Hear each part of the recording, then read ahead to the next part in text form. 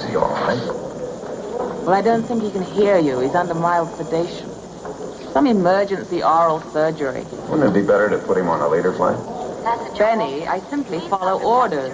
This is a special flight, as I'm sure you realize.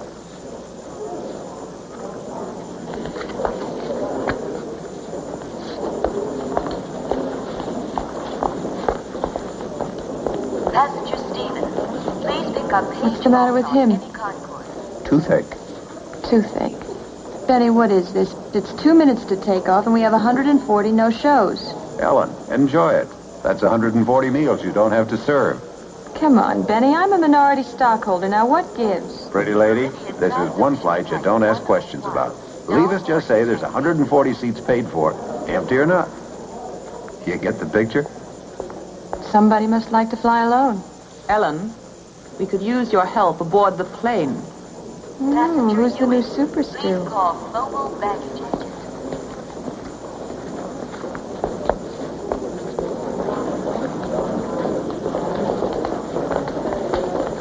Final call. Local flight 414. Hello. Professor Moses and Alexander Mundy. Mr. Mundy, it'll be a moment while I verify these. Thank you. Something wrong? No, nothing's wrong, Professor. Everything is fine, just fine. Are you sure? He doesn't look right to me. I'm sure. Excuse me a second. Is he always like that? Now, Professor Moses may be our country's acknowledged nuclear expert, but a sophisticated traveler he is not. Which means that he's going to see a spy behind every mustache. Bear with it, Al. And keep one thought uppermost in mind. What's that? At least part of the time, he may be right. He's carrying papers that at least a dozen governments would give anything to steal. He needs protection. There is one thought that is uppermost in my mind. And what is that? Why me? We went over our list of top agents with him. He picked you. He picked me. Mr. Mundy, sir? Passenger should proceed to gate 18, red contour. Thank you. Professor? Now, good luck. Thanks, Wally. Let's go, Professor.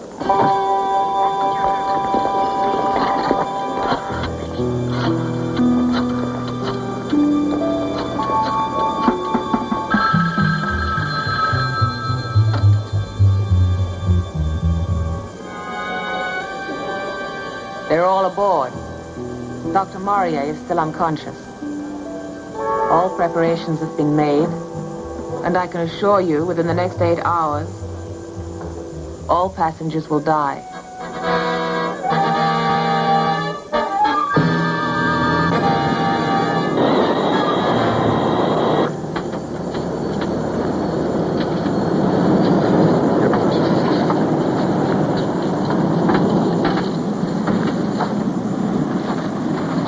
We're almost alone on this plane. This must be the slack season. 8 people on a plane this size. As the slack gets empty. Moses! George, how are Good you? to see you after all the time. I knew I'd be seeing you on this trip. Who else could the British say? Yes, quite. Well, this is Dr. Kingsford. Al Mundy. How do you do? George and I worked together in London during the war. He's quite a man. Well, it's a long flight. Plenty of time for war stories. Let me get situated. I'll be back to see you two later. Nice to meet you, Mr. Mundy. Professor, Dr. Kingsford is going to attend the conference. I'm sure he is. How do you know? The handcuffed briefcase. Oh, I didn't notice it.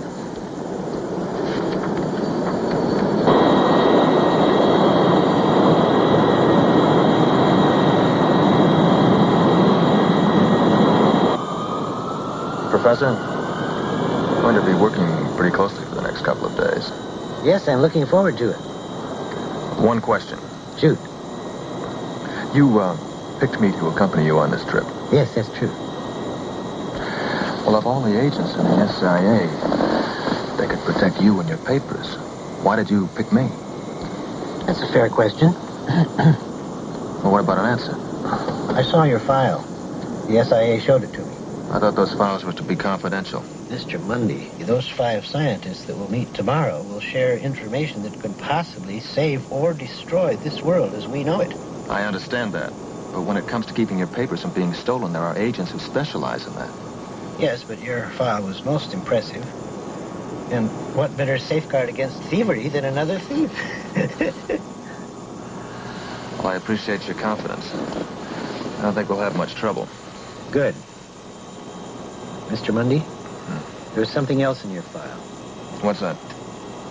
Level with me, Mr. Mundy. Is it true what they say about you and the ladies? The ladies? Do you do as well as they say you do? Well, I haven't read my file, but let me tell you that I think that things get a little bit exaggerated in print.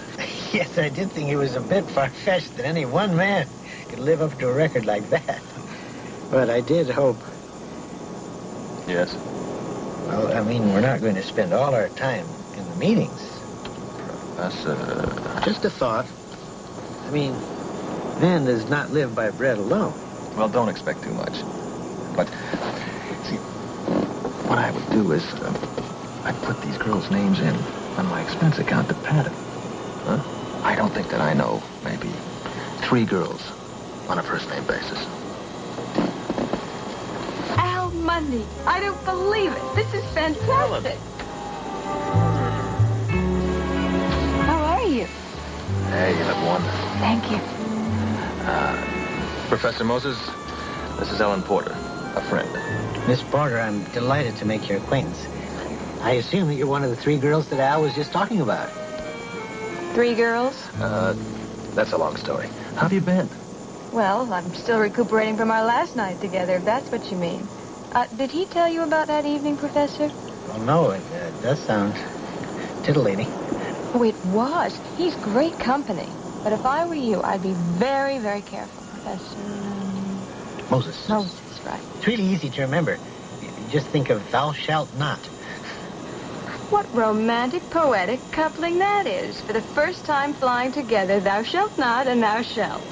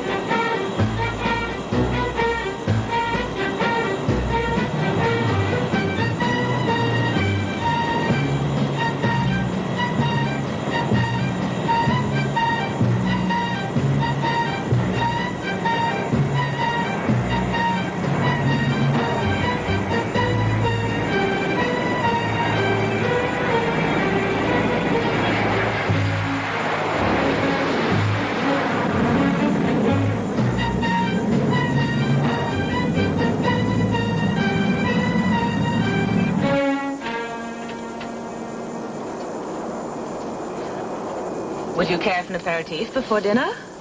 Madame Coveney? Spasiba, that would be very nice. You don't approve? Нет. Я ничего не пью. No drinks for Mr. Dubleski. Dinner will be served in 1 hour. I'll be back later to take your selection. You do eat, don't you? Put it away. Your concern is science. Mine is security. My colleagues who join me for this conference in Melbourne are all honorable men. You trust them, I do not. That kind of thinking, my dear General, is precisely why 5 men of science are forced to meet together to attempt to save the world from annihilation. The meeting is possible only because our chairman agreed to allow it. He is an enlightened man. He has faced the world as it exists and come away afraid. You would do well to follow his example. You call the chairman a coward. No, General, I called him a realist. That's a communist when he realizes his weapon doesn't work anymore.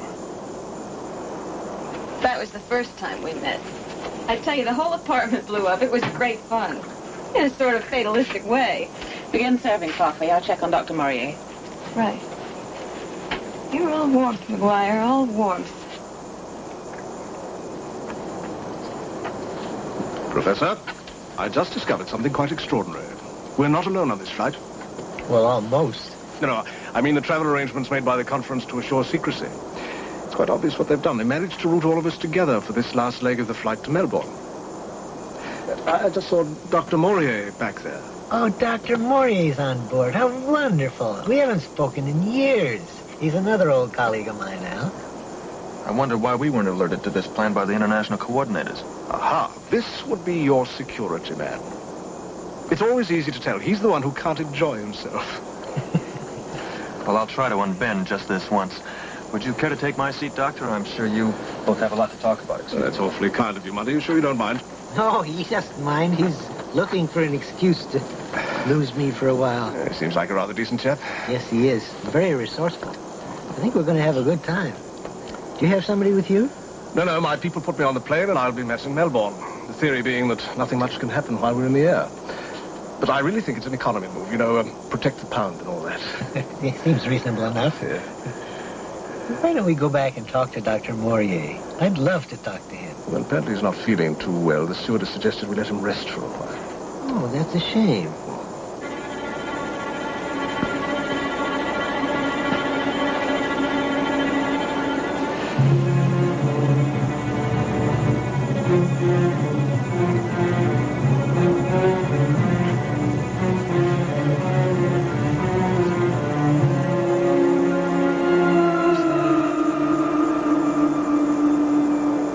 Those last two men on board, did they have briefcases manacled to their wrists? Yes and no. Yes, one of them did, and no, one of them didn't? No, yes, they both had cases manacled to their wrists, but no, they aren't both men. One of them's a woman? You're good, Al. Oh, you're so clever.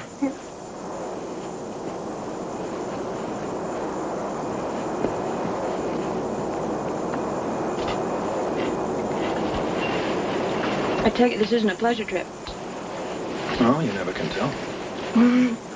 Miss Porter, this is a restricted area. I'd hate to see one of our hot beverages all over our guests' nice clothes.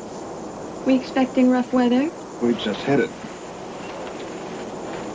You didn't have to be quite so rude, Laurie. He's an old friend. I could see that. Ellen, the film is due to begin in 20 minutes and we haven't served the canopies yet. So it starts a minute late. Big deal. Ellen, will you please do as you're told? The film will begin precisely on schedule. Whatever you say. The film will begin right on schedule. We wouldn't want our passengers to riot on us. All 8 of them.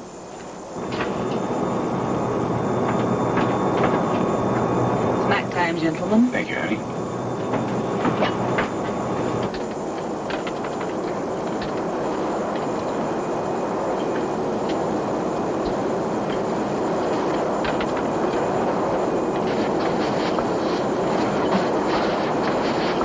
What's playing?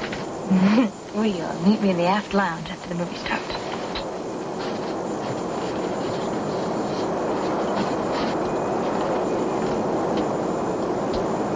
Ladies and gentlemen, the regularly scheduled film prepared for your light-hearted enjoyment will not be seen this evening. You will not need your earphones. The sound will come to you through the public address system. We offer you a special presentation prepared specifically for our distinguished guests on board. Dr. Kingsford of Great Britain, Dr. Coveney of the USSR, Dr. Tanu of the People's Republic of China, Dr. Maurier of France, and Professor Moses of the United States. Gentlemen, you are each on trial for murder. Before this night is out, you will each find yourself guilty as charged and die.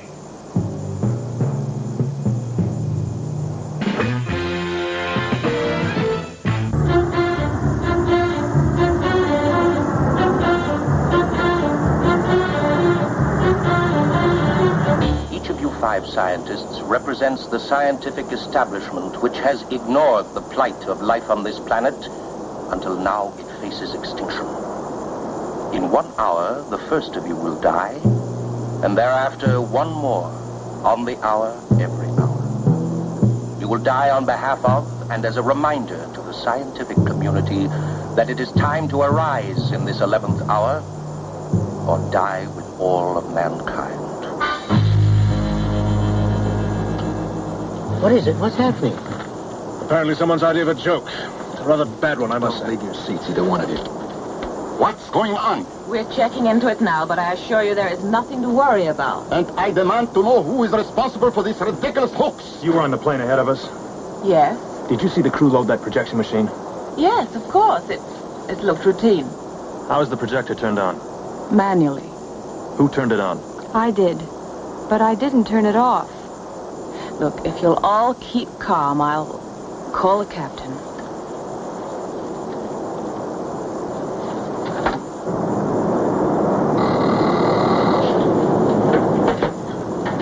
Captain? Yeah? We've got a problem back here. What is it, one of the passengers? No, it's a flight movie. Someone switched films on us. And you've already seen it, right?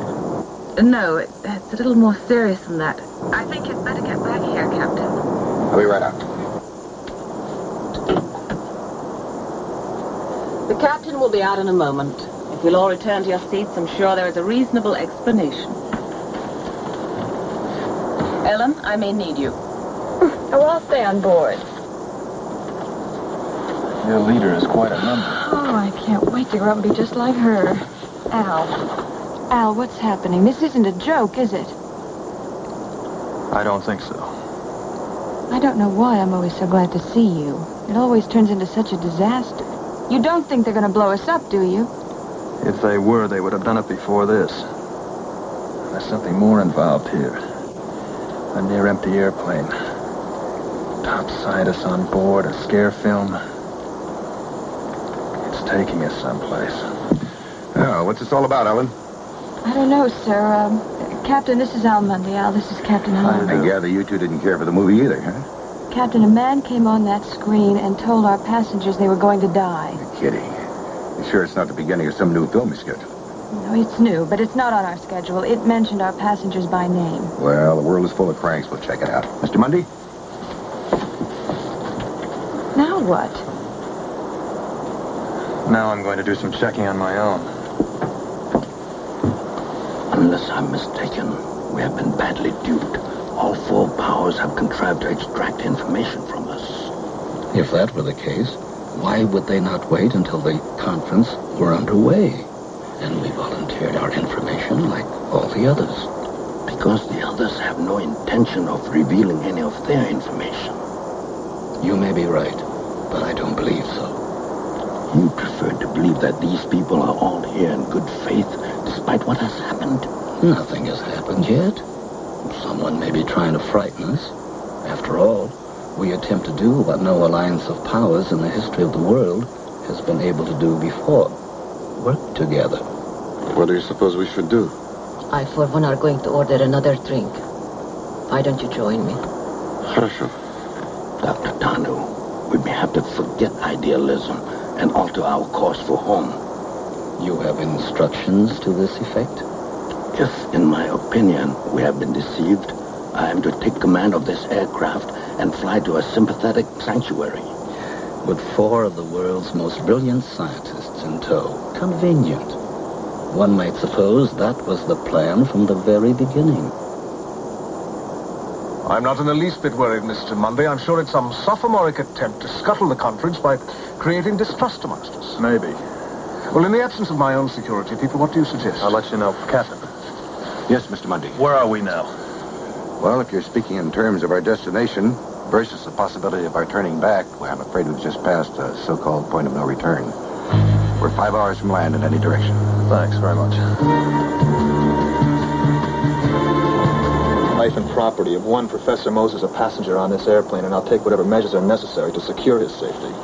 I don't think we should panic. It's quite obvious that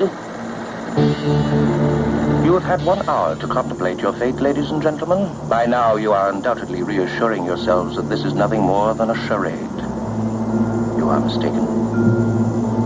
Dr. Kingsford, as head of the Royal Academy of Sciences, you, like your colleagues on board this aircraft, have the single opportunity to protect the environment for the well-being of the world as we know it. Instead, you have proliferated the use of nuclear energy for destruction and ignore the steady and certain contamination of our planet. It it is already too late to avoid famines that will kill millions, possibly by 1975. For these debts, Doctor, for dereliction of duty to generations of human beings yet unborn, I ask you to die, that millions more may live.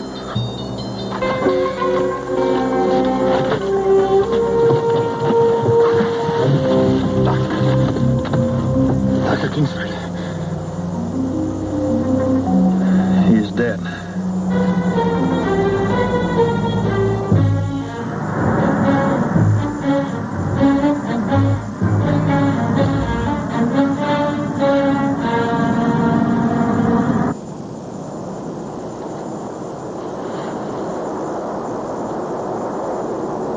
He died instantaneously. And the cause? Yes, Dr. Coveney, what was the cause? Gentlemen, I don't carry laboratory equipment in my handbag. Any guess, Doctor? There are any number of possibilities. It may have been heart failure induced by the crisis. You don't mean to suggest he died of natural causes? Now, that is another question. Obviously, something or someone may have triggered the heart failure. Guilt, perhaps. My good friend was firmly convinced that we're playing environmental roulette. That we as scientists are as guilty of murder as the man who pulls the trigger of a gun. My dear professor, your Western mentality amuses me.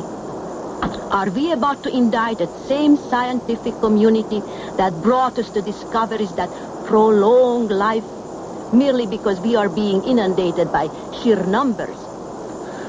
We would be well advised to confine our energies to the immediate problem at hand. The doctor's right. We've got to find out what's going on here, and someone's got to take charge. That someone is obviously the captain. Excuse me.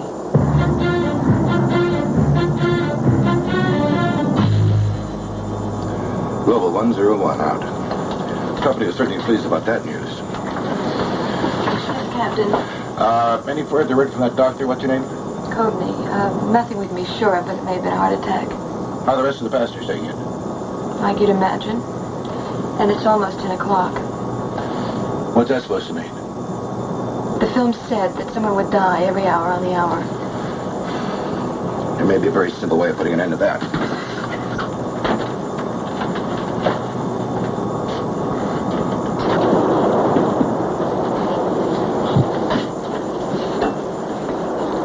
Ladies and gentlemen, this is the captain speaking. I'd like to request you all return to your seats immediately.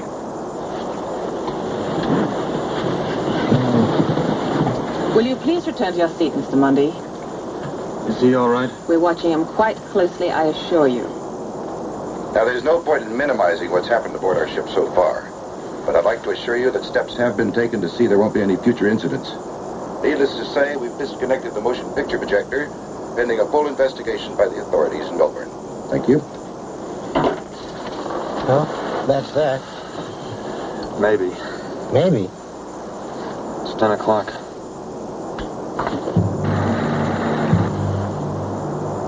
Dr. Coveney, as spokesman for the Soviet Ministry of Science, it has been largely within your jurisdiction to control the unrestrained desecration of natural resources within your country and without.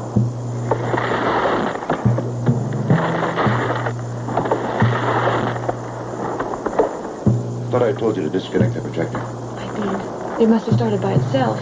By the year 2000, the world will have a population of 7 billion people. As I talk to you now, thousands of people are already starving to death.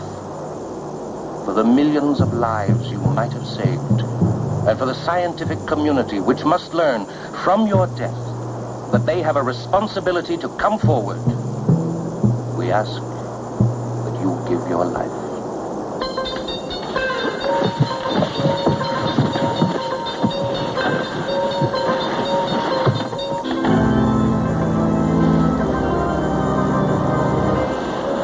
Dead. And right on cue. It's incredible. How'd it happen? I don't know, but we've got 1 hour to find out. What killed Coveney's security man? Well, Professor? Identical. Whatever killed Dr. Coveney apparently took this man's life as well. But there must be some indication, some possible cause of death.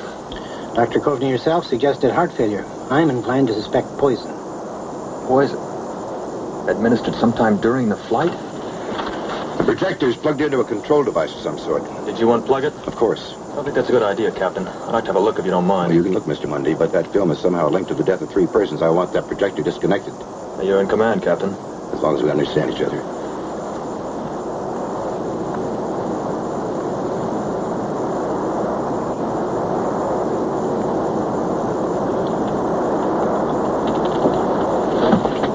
The control device is a simple timing mechanism. Like a clock radio. Evidently it's controlled to stop and start the projector on a prearranged time pattern. Captain, the first officer would like to see you. Thanks, honey. I'm so scared. Well, that makes 2 of us, baby. What is it? What's happening? I don't know, but I'm getting a few vibrations. Ellen, I want to look around in the galley. You pick a fine time to get hungry. This is not yours. Let go. You are not entitled to things. These do not belong to you. Hold it. I'll handle this, Moses. Will you really, Mr. Mundy? Put that away. This is a pressurized cabin, friend. You don't want a bullet to rip it open. The bullet will not disturb the cabin if it stops with you, Mr. Mundy. He means it, Mr. Mundy. I suggest you let me talk to him. There's nothing to talk about. What are you doing with that case? He took it off Dr. Kingsley's wrist. And those papers do not belong to us. He brought them here to share them, and we'll see that he gets his wish. No. They were to be shared at an international peace conference. Voluntarily, not at gunpoint. Stop! Stay back. Don't you make a move. Stay there, Mr. Mundy. Everybody stay there. Go! Hurry! Hurry!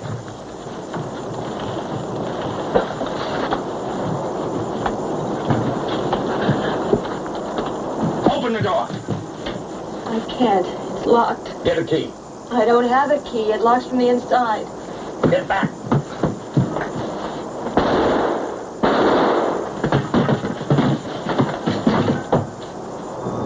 No.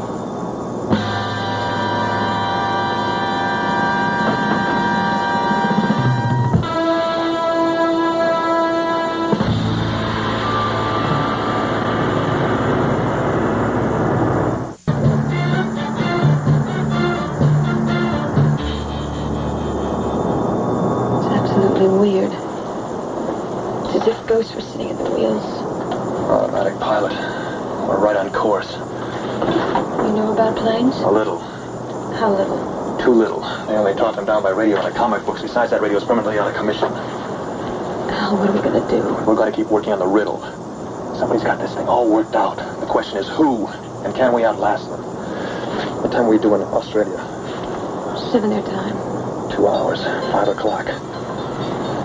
1 minute and 5.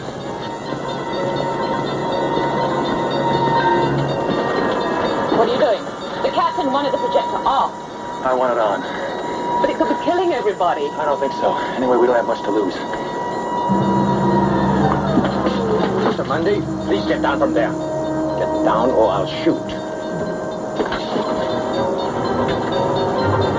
I want you to stay away from that machine. The only clue to the killer is on that film. I've warned you, Mr. Buck.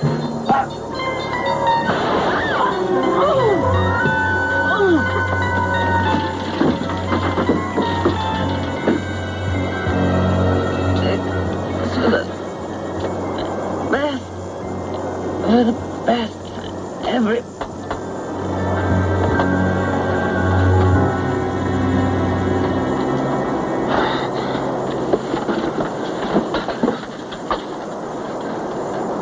He did?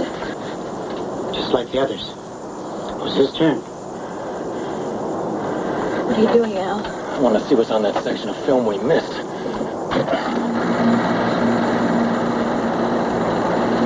This is our environment. That thin belt of atmosphere is all we have to breathe. When that's gone, it's over. Dr. Tanu, as head of nuclear development for your country, you have allowed testing in the atmosphere, despite the knowledge that radioactive materials continue to circulate and do not lose their contaminating qualities for 2 1,000 years. All right, we know why he's on their list. But what do we do now? Move the film ahead. Get a peek at our next victim. But, Al, the projector could be the killer. No way. I know how we're being killed. At least I think I know how we're being killed, and this projector can't handle it. Is he right? I certainly hope so.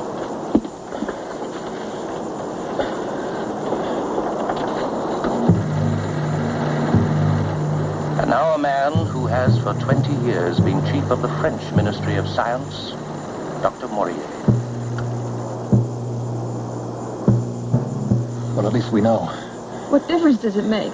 We're obviously next. Al? Dr. Maurier is not under mild sedation as we've been told. He's practically comatose. There's a needle hole in his arm. It's quite recent. Somebody evidently wanted him unconscious. Why? It's just possible that he was the one member of this group who found out that he was being booked on a one-way ride. So he tried to cancel out or possibly try to warn the others. Why was he the only one to see through it? I don't know. I don't know, Professor, but these people are desperate. And they believe they're right. I'm not so sure I'm not on their side, in principle.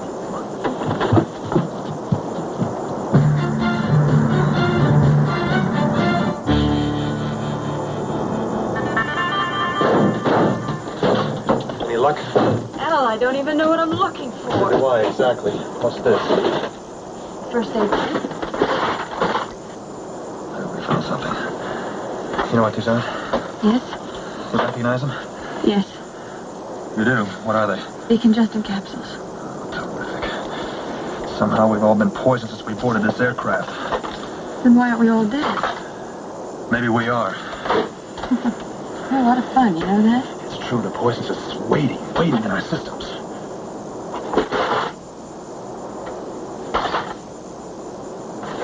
Maybe this is the answer. A decongestant? Time capsules. Time capsules or something like them. Let me see the dinners you served tonight. Here.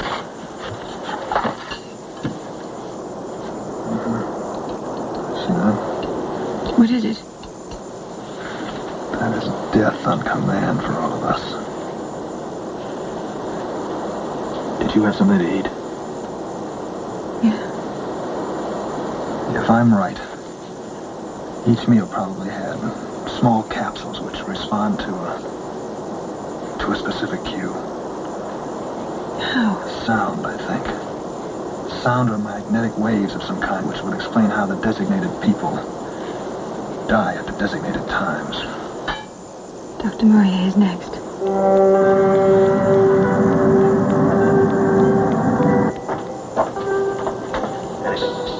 No. But whatever's emitting the signals that dissolve those poison capsules must be on board the aircraft. You're sure it's not in the projector? No, film can't handle the frequency responses necessary to control those inaudible tones. We're looking for something that's been brought aboard and planted. Sufficiently close in proximity to do the job. Well, that's it, but where is it? It's a big plane and we haven't got much time.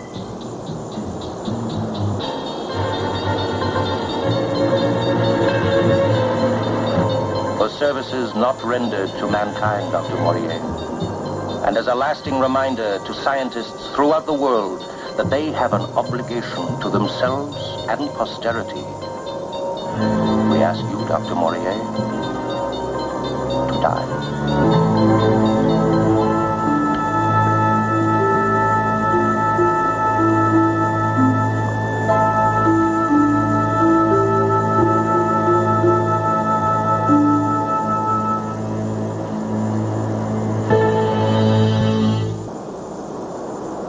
Do you really think this plane can land all by itself? No. No, I don't, but somebody has it all worked out. They wouldn't go to all of this trouble to leave a story behind that the world wouldn't be able to forget.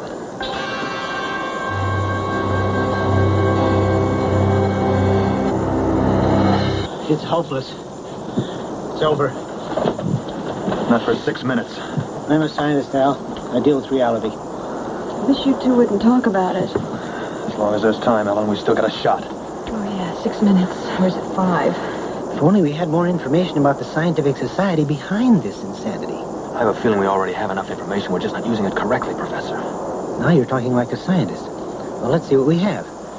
The society bands together to force scientists to honor their responsibility towards humanity with regard to ecology.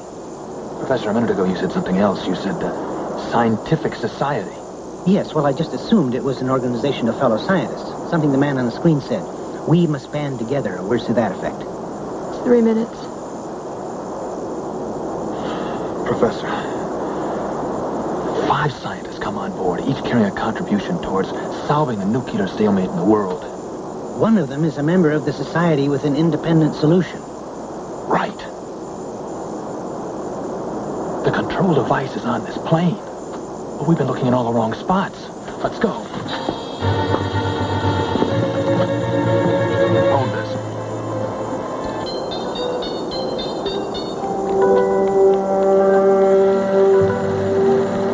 And now, Dr. Moses, representing the greatest single threat to world order, the United States of America.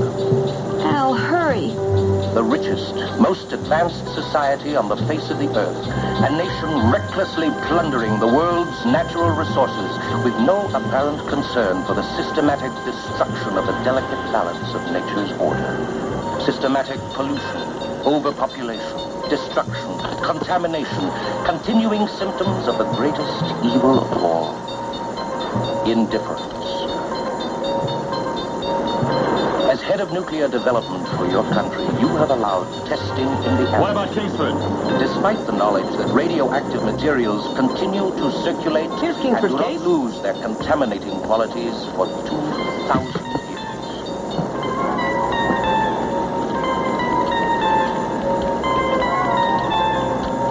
And so, Professor Moses, representing please that hurry. greatest of nations on the face of the earth, and most dangerous, so that the scientific community in your country will join the fight to save our world, I ask that you hereby forfeit your life.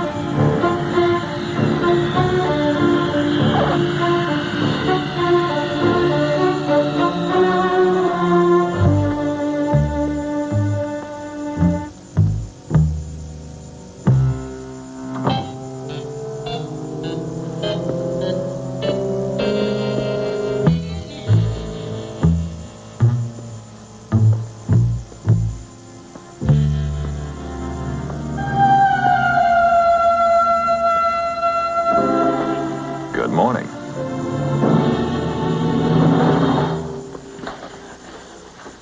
Just in time for the resurrection, Doctor. He was dead. No, Ellen, he took something a little less potent than he gave to the rest of his guests. Something that reduced his metabolism sufficiently low to fool everyone. Apparently not quite everyone. No, you're right. Professor Moses there had the right idea all along.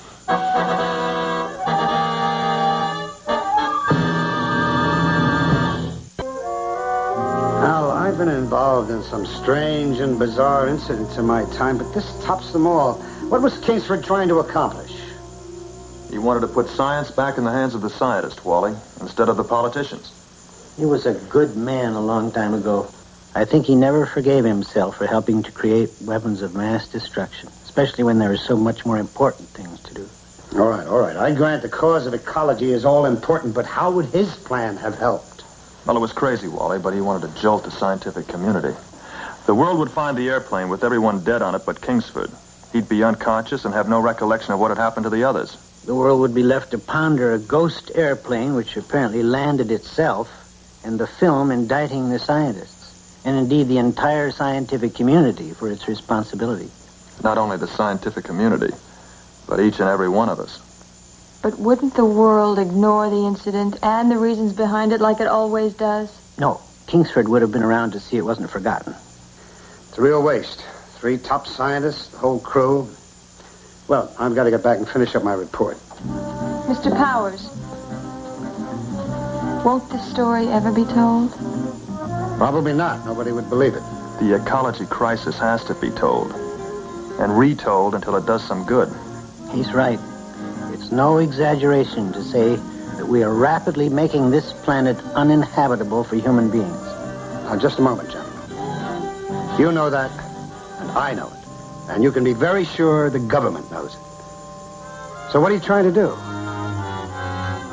Scare everybody?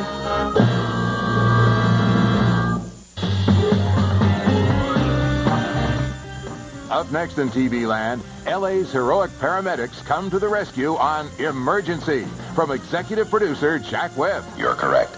Stay tuned.